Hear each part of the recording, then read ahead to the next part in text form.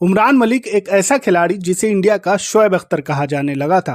IPL में अपने दौर की सबसे तेज गेंद फेंकने वाले उमरान की चर्चा इंडिया से लेकर पाकिस्तान तक हो रही थी। अब बस इंतजार था तो इमरान के इंडियन टीम में एंट्री मारने की। मगर वो जिस रफ्तार के साथ इंडियन टीम में आया था उससे कहीं ज्यादा रफ्तार के साथ वो इंडियन क्रिकेट से गायब भी हो गया।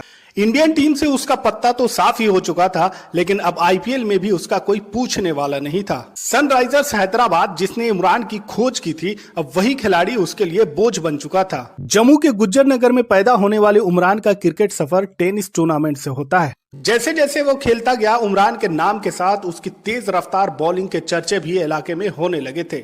अब वो आसपास के नामी बल्लेबाजों के लिए एक खौफ बन चुका था और अपने लुक और मजबूत फिजिक की वजह से इलाके में वो गजनी के नाम से मशहूर हो गया था।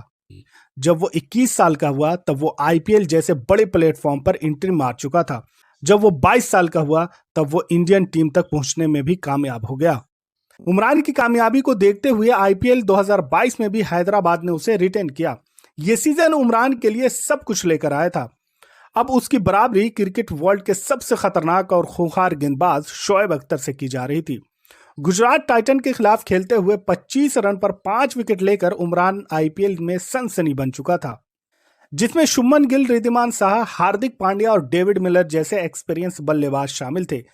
अपनी तेज रफ्तार बॉलिंग से उमरान आईपीएल में छाया हुआ था और हर दिन अपने रिकॉर्ड को तोड़ते हुए शोएब अख्तर के लिए खतरा बनता जा रहा था।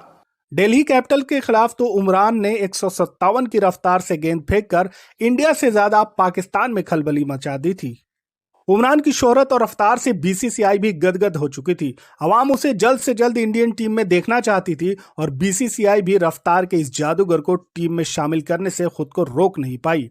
ने आयरलैंड के खिलाफ 2 मैचों की T20 सीरीज के लिए टीम में उसे जगह मिल जाती है।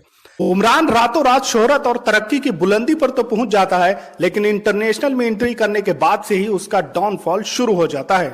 8 T20 मैचों में 11 विकेट्स जबकि 10 ओडीआई मैचों में 13 विकेट लेने वाला उमरान अचानक इंडियन टीम से गायब हो जाता है। 2025 आईपीएल मेगा ऑक्शन में वो अनसोल्ड रहा।